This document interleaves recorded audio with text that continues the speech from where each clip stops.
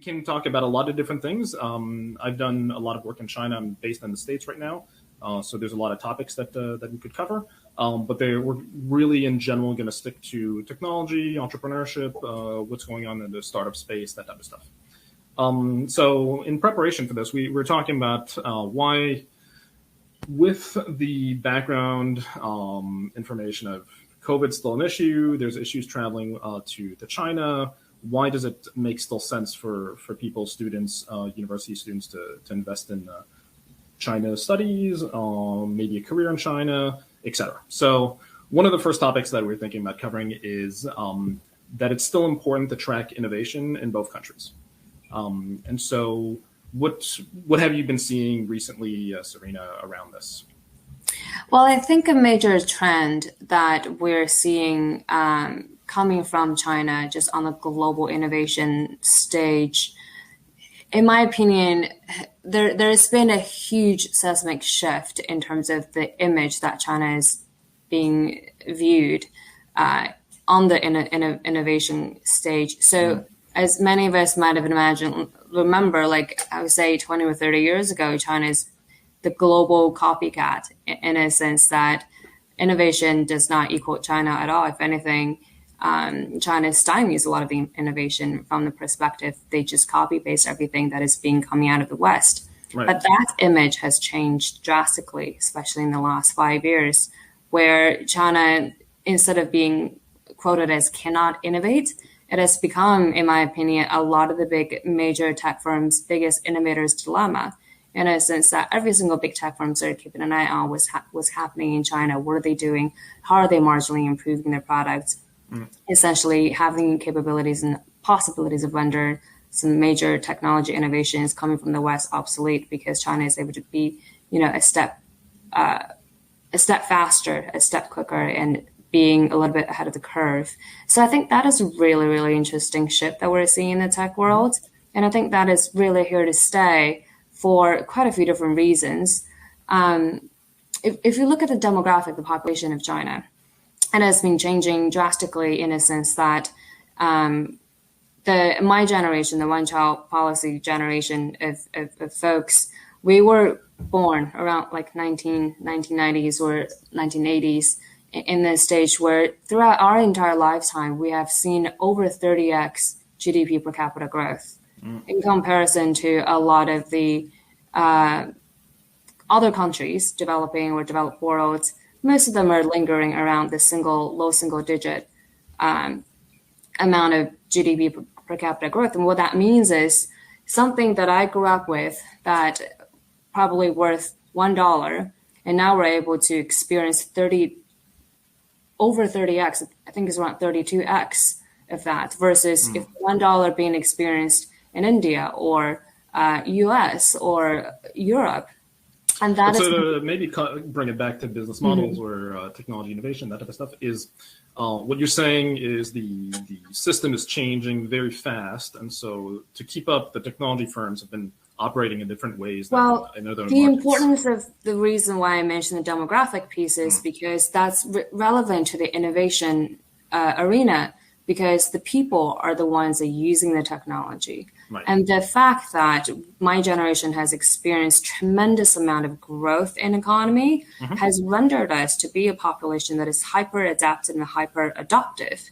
And that is really important for tech companies because you're not going to create a product that no one's going to use. And it doesn't matter how brilliant your product's going to be. The most important thing is you have a massive, massive base of users that are willing to try out new things. And that is China. And that is why a lot of the companies that are coming from China in the last few years have been able to do so well, is this ability to have that distribution, that strong adaptive and adoptive user base that are willing to use your product. And maybe to add to that is because there's so many changes and so many new products, there's always a need to keep up with delivering value and making sure that you're improving the product on a regular basis, that you're releasing new features, that you're keeping up with other competitors, that type of thing. So basically the systems might be a bit different in China and US in terms of the types of innovation that are coming out, right? Yeah. And also I would say, in terms of shipping new features and shipping new product on a regular basis, it kind of also speak to the workforce in China, people who are willing to, work the Jack Ma's, Alibaba's, like, what is it, 9 hours a day and six days a week, that kind of work schedule. And people are working really hard trying to get this, stay ahead of the curve. And people are really receptive to new product that are being shipped out on a daily basis. So I think that combination, and also the encouragement in the last few years, not saying recently, from the government, in terms of deploying capital and allowing for this innovation to flourish. All of these have been extremely helpful to change China's persona from the one that cannot innovate to most tech firms' biggest innovators dilemma, in my opinion. Right. And so related to this is more, so the main point that we were trying to make is that the tracking innovation in China is useful, but really the next step is deployment globally. Because there's a question in the chat of Rachel here is an American student, and she's asking, how can I look for tech jobs and opportunities in China? What are some vital things international companies are looking for to hire outside China? So to bring it back to the topic that we were going to discuss is deployment of technology. So today there's still issues with traveling to China. So obviously that puts a lot of limits in terms of job opportunities. But it doesn't mean that you can't interact with the Chinese firms internationally or with the types of technologies that are coming out of them. Right. And so maybe this is a good opportunity to talk about a bit of the She Loves Tech platform and the types of events that you're doing and how you're trying to bridge globally how technology is distributed. Yeah, definitely. So She Loves Tech, as James mentioned, is a nonprofit that we are really trying to create a community of entrepreneurs, women entrepreneurs, and women tech founders to get together to help their business grow and provide them and connect them with the resources that are needed. And because of the fact that we're a global organization and also with a really strong root in Asia, in China in particular, we're constantly trying to bridge the gap when it comes to innovations that are coming from one side of the world that may not necessarily have the right distribution channel that can be reached to the consumers in the other part of the world. And that is one of the biggest problems that I've seen sometimes can create a lot of, can become a hindrance in terms of reaching the full scalability of these companies. And I think that's where a lot of the talent are needed to fill that, to kind of bridge that gap, especially people with some understanding of the East and the West and have some kind of cultural fluency between the two nations, or the two biggest difference of the West and the Eastern cultures. Right. And I think that is also where I like to touch on the fact that the whole globalization seems all of a sudden during COVID has changed significantly, in a sense that I think globalization before COVID has always manifested in a way of ability to travel, your mobility, where you can be in different countries to do businesses in person.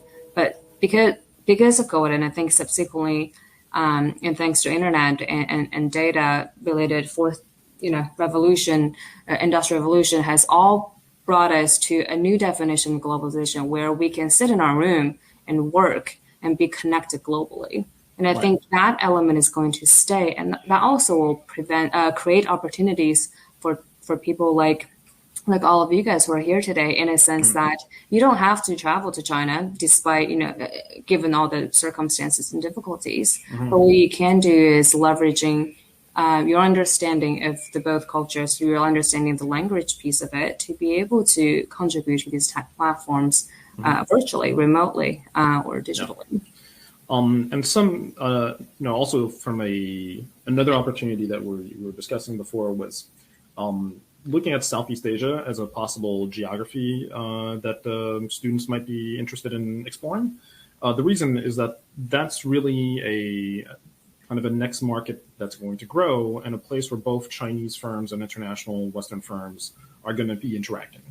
So in terms of opportunities or jobs, that type of stuff, you might, I was based in Singapore before COVID, and some of the opportunities there, or some of the partnerships that we were exploring, were sometimes with international firms and sometimes with local firms, or sometimes with Chinese firms. So in this case, it was still useful, even though it wasn't in China, to have a background in understanding who are the firms coming from China, how to work with them, what might be some of the cultural nuances, that type of stuff. So maybe we can explore a whole other topic, which is maybe one of the example firms that you're working with, Serena, around how to take what you're seeing in China and in the U.S. at the same time and kind of go back and forth with your learnings. Yeah, I think one of the really interesting element for in the startup world is that founders, who typically are the ones with brilliant ideas and great educations, and especially those that have an impact-driven type of mindset, that they wanted to create a solution and a product that solve problems on a global scale. And what sometimes they're lacking is they don't have immediate access to consumer base that they're hoping to reach. So one of the example we often see is in the agriculture technology, where you can, many startups with top tier education system and background in agriculture, and they might create a great business, but the people that can benefit the most from that kind of products sometimes are, in Africa or in Southeast Asia or in China, for example. And that's where like an organization like ours can be really, really beneficial. And also this is where opportunities lie for people who are willing to help bridge that gap in that space. And another example will be medtech and medical tech. For example, one of the company that came through She Loves Tech cohort was it's two PhDs with computational biology background. They have created a way to detect through voice detection to be able to preemptively diagnose any kind of lung cancer related symptoms early on. That is brilliant technology in and of itself. But to help them find the best product market fit, China, given the fact that it's been long polluted for quite a long time, and a lot of people are suffering some level of lung-related or pollution-related disease and illness, and being able to have a technology like that at home, and it can monitor and track your coughing and your voice changes and all of these data points to be able to let you know that maybe today, that cough sounds a little different. It might be worthwhile for you to, go to the doctor and to do a checkup. Or if people who are already diagnosed with certain diseases, doctors can remotely monitor and prescribe you with the right medicine for treatment.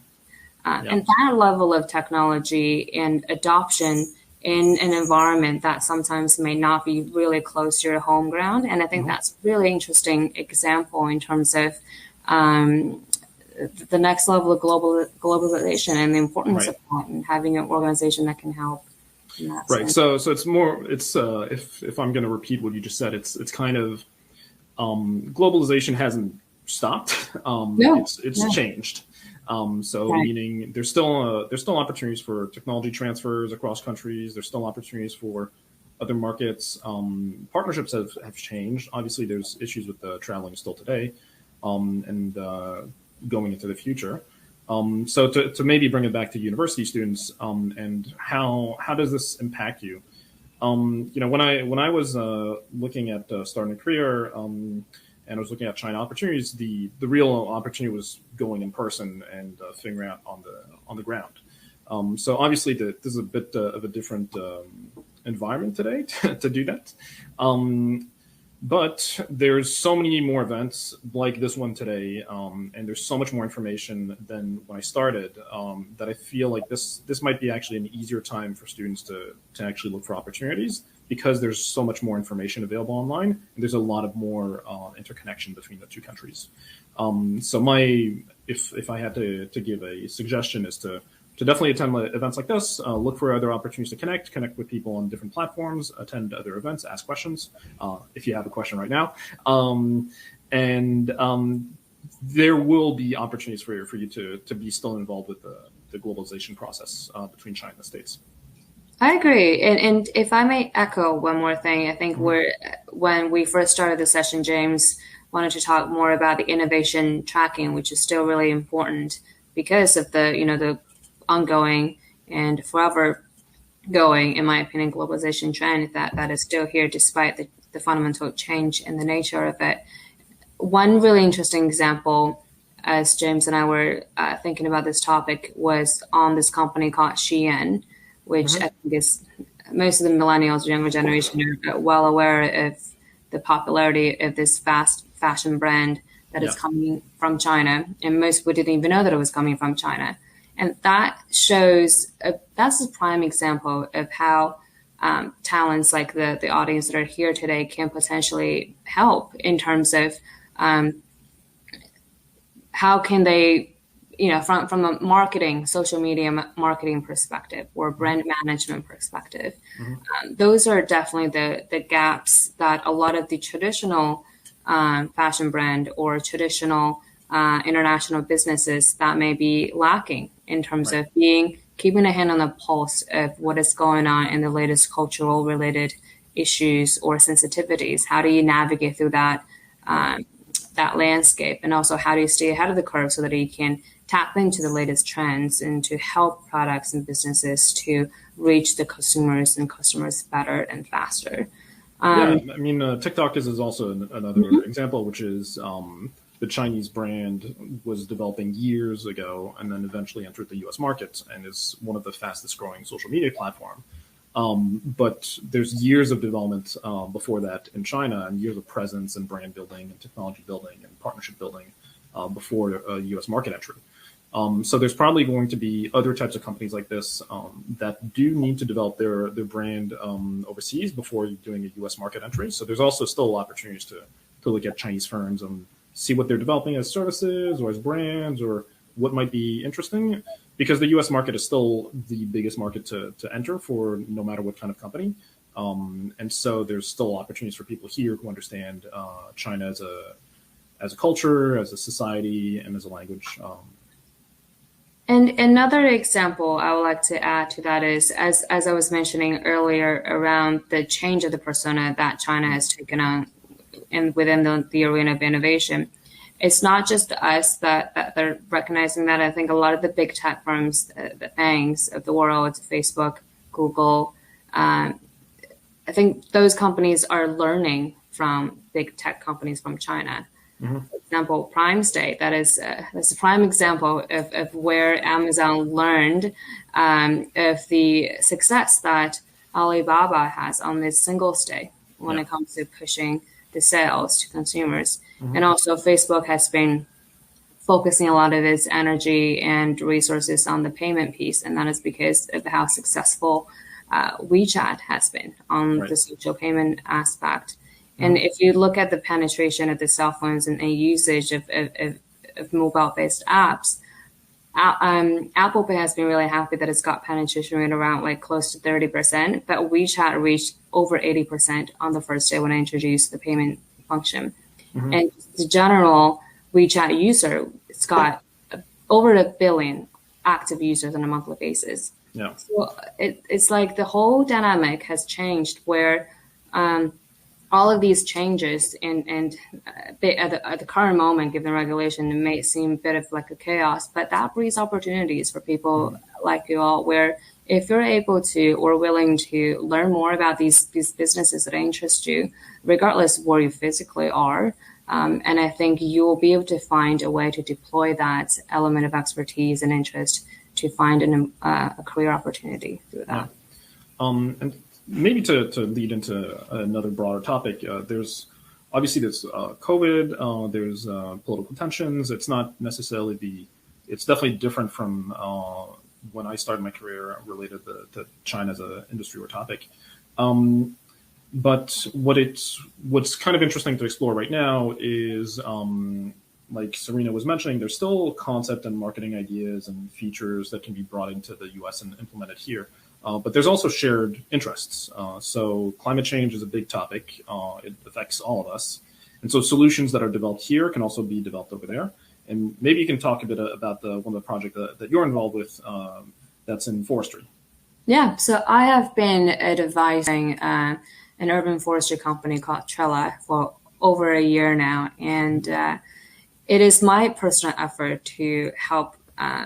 So maybe I should introduce myself a little bit in terms of my personal journey that got me here. So I was born and raised in China and I came to the United States when I was 18 to attend Cornell University for my undergrad, and then I stayed in New York since. Have worked on Wall Street on the trading floor doing mortgage-backed securities trading, and then subsequently migrated to the Bay Area to focus on venture capital investing. And She Loves Tech has been an organization that I've been involved with for quite a long time. And the last year, given the global climate between U.S. and China, and also the pandemic issues, and I think the ESG related impact type of investing and business building has been, front and center of everybody's mind. So this company that I'm advising, we're building the green diplomacy between U.S. and China, and this is, as James mentioned, one of the few topics that are not debatable when it comes to having a joint collaborative effort among all countries worldwide. And this is also becoming top of mind for a lot of consumers as well, in terms of when you're faced with many options and alternative lifestyles that all of us, may or love to subscribe to.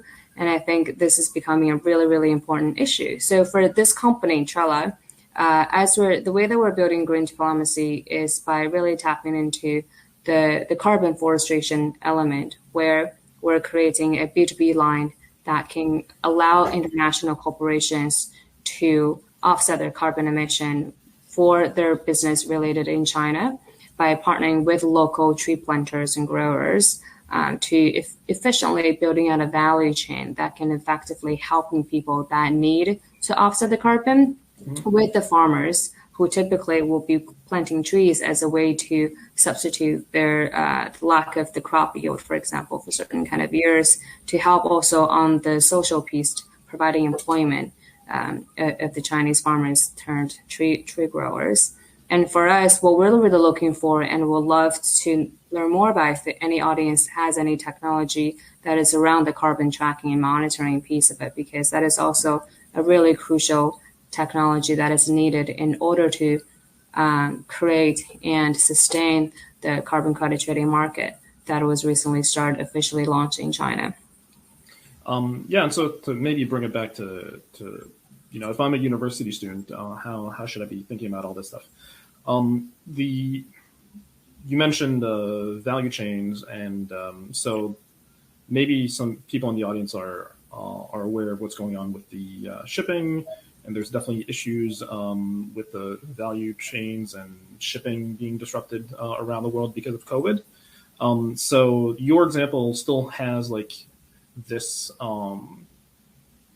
shows that the value chains are quite complex, and it's not like a linear process. There's a lot of partnerships that can happen. Mm-hmm. And so even now, if people are thinking about how the political landscape is evolving, there's room for more local manufacturing. So looking at value chains that exist and duplicating them. We can talk about, for myself as an example, is our company has a product that's manufactured primarily in China. And because of the problem with shipping, we've started considering manufacturing in the States, not really because it's cheaper, but because we don't know if we can control inventory correctly. So this is kind of a complexity that needs a bit of a China background to understand what's going on in China, still deal with partners, deal with an R&D process as well. So there's still a lot of room that needs real skills, that's still a China expertise to be able to operate our company correctly and be able to produce the products correctly. And I think what James just mentioned is also speaks to the level of redundancy that is needed for companies to operate successfully in a time of chaos like this, where contingency plans becoming, more and more real as the supply chain is being cut off. As a good example, a friend of mine recently tried to order some artwork from China, and typically would have been 1 week shipment latest, but now she is having issues just getting the entire piece together because there are restrictions on on wood-related import and export. There's restrictions on metals. They check everything. They check. It's just becoming a nightmare when it comes to managing all these logistic-related issues. And I'm sure every single one of you have some examples of items that you typically wouldn't have any issues getting. You probably didn't even care where you're getting the items from, but now all of a sudden your 2-day delivery became 2 months, or you might not even be able to get them. And how are companies or how are countries and how are we going to be challenged and faced with subsequent issues as the supply chain management becoming a major problem? I think, as James mentioned, this level of redundancy and this ability to build up the resilience domestically is something that is all of a sudden become really, really important for all the business owners. Yeah, that's right. So maybe I just want to make sure that people have an opportunity to ask questions. If you're watching us, if you have anything that we touched upon that might have been confusing, or you want us to discuss a bit more, feel free to go into the sessions tab on your screen and ask a question. Maybe I'll just summarize, because I can see that there's a few people who've come in after we started. But we started the discussion talking about if you're interested in the China career, it's still very interesting for you to track innovation in both countries, talking about the US and China. And there's a big piece that you can definitely be a part of, even if you're not physically present in China, which is technology distribution. So making sure that it's you're looking at products or processes or methods or maybe even social media skills that exist in one country and copy them to the next. We've talked a bit about Southeast Asia as a place where there's going to be growth in the future for sure. Once we get out of COVID, but pre-COVID, the growth rates were around 6 or 7% per year for the ASEAN countries. So there's definitely room for early career opportunities there. And that means that you can work with Chinese companies that are also expanding over there. So there's room for you to actually still engage with Chinese companies to do that. We also talked about how if you're working on a project that might have opportunities in China and the US at the same time, you can go back and forth and share across the value chain internally, but also externally. So there's room for partnerships between people based in China and people based in the US to still work on shared goals and shared values. And we mentioned climate change as a topic that is going to be important for anyone who's living in either country, and there's room for opportunities to collaborate. And then we also talked about just manufacturing resiliency in general. So meaning the value chains and supply chains are being disrupted right now. COVID is definitely still having an issue and will continue to have an issue next year. In my case specifically, we also have impact on the R&D process that we have. So we have opportunities to do R&D and move R&D to the US. There's opportunities for funding. So I'm pretty sure that there's also a lot of disruption where research and innovation is being done. In our case, some of our research capacity is still in China. So that means that there's still partnership opportunities between research capacity in China and research capacity in the States. So there's still room for a lot of collaboration across that. And that's kind of like how we've been framing this whole topic of innovation and entrepreneurship for people in early careers. Any questions at all, please feel free to ask us. If not, we can continue discussing what we were talking about. So, James, it might be interesting for the audience to kind of hear more about your journey in Singapore and interactions within the Asian culture, given that you have quite a international background yourself. Sure. I grew up in Singapore, so it's a country I know quite well. But I was based there after more than 10 years working in China between Beijing, Shanghai, and Hong Kong. Recently, the opportunities were shifting over to Southeast Asia, meaning there's a lot of internet growth out there. There's a lot of startups that are being based out of Singapore to grow regionally. And the business environment there was an easy stepping stone for anyone who might not have the language skills yet. It's probably easier for you to get language skills, Mandarin language skills, even based in Singapore versus the US, just with the amount of people that are around they can interact with. So there's probably opportunities there. For myself, the thing that I was building from there before COVID was looking at professionalizing marketing for the region. So there's a lot of different types of services that are available to be built because the markets are so new. And so this means ASEAN in general, that includes Indonesia, that includes Singapore, Malaysia, Vietnam is definitely up and coming. The Philippines is also growing. Thailand is an important market as well. All of these places will interact with the Chinese business community as well. So there's definitely opportunities there to interact, either to work for Chinese companies as they enter those markets, or foreign companies that might do partnerships with the Chinese firms. I know that we're coming up to the end of the session. If there's no other topics, we can talk about maybe a few of the things that came up with She Loves Tech recently. I know that you just wrapped up your North American competition. You had a lot of different companies that applied and competed to be able to go to the global competition. Right.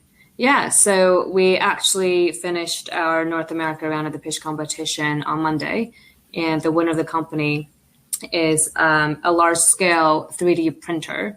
That is, the company itself has been around for quite a while and is actually started by quite a few NASA technologists that wanted to be able to better commercialize and leverage the 3D printing to make that more accessible, but also with industrial strength, meaning that you can have small-scale printers that sometimes don't cost that much, but the ability for it to conduct its printing ability is quite limited. But industrial scale 3D printing oftentimes are extremely expensive and may not be accessible to many of the households or small business owners. So what they have done is finding a sweet spot in between where they can lower the cost of the industrial strength 3D printers significantly, making them more accessible.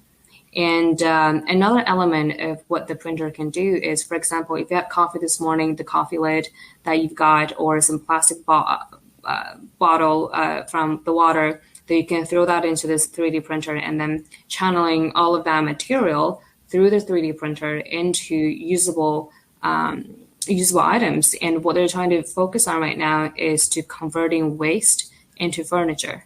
And that can be an extremely helpful and environmentally friendly way for not just for the US, but also globally, especially in regions where waste production is common, but they lack the ability to convert that efficiently into a day-to-day furniture piece, like a chair that people can sit on, a pencil, or items that may not come as accessible in certain countries as in others. So we're really excited for this company and looking forward to see how they will perform in the global final competition.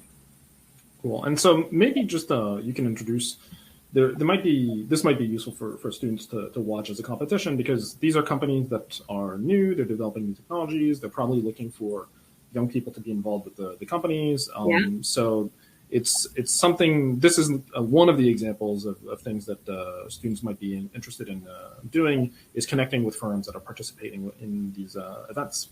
Absolutely. And as a nonprofit organization, and the resources that we're hoping to connect to these tech founders are not just only capital, but also talent. As you know, as I've interacted with a lot of the tech founders, it's a really lonely and scary journey for founders themselves, because they have to do everything in addition to raising capital. Finding talents is key, because your ability to attract talent and your ability to function well as a member of the founding team are crucial in terms of if your company are going to make it or fail. So all of these companies, startups, as they're growing, scaling, and receiving more funding, they're constantly keeping an eye out for talents that could be a good fit for their business and the future directions of their company. So this is definitely a really interesting and a great way for recent college grads or people who are still in college interested in tech-related world, interested in working in an entrepreneurial startup, or interested in companies that have products and distribution channels across various nations and countries, can be a tremendously valuable opportunity, learning opportunity for you to grow personally and professionally. And I know the session's just finished. If this is your first time trying to find a job, it is really as easy as getting in touch. It's not very complicated. So if you are interested in any of the companies that are participating in these competitions, they might not put up listings that they're looking for people, but because they're so busy, they might not just have the time. So it's definitely worth getting in touch and contacting them, seeing if there's room to help. And especially with everyone working still remote, there's probably rooms for people to interact online. I know there's a lot of other things for you to do today. Hopefully you enjoyed the session. Thanks, Leslie, for the comment. And good luck to everyone. Yeah, and see you everybody. soon. Thanks a lot for coming.